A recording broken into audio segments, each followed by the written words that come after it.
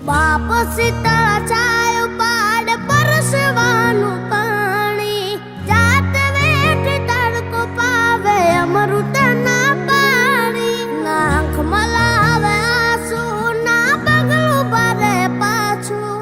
કહું છું આજ હાચું બાપ વિના ભોજન કાચું જેના રાજીમાં ઉતાર એનું ઉજળું જીવતાર એ જિંદગીનું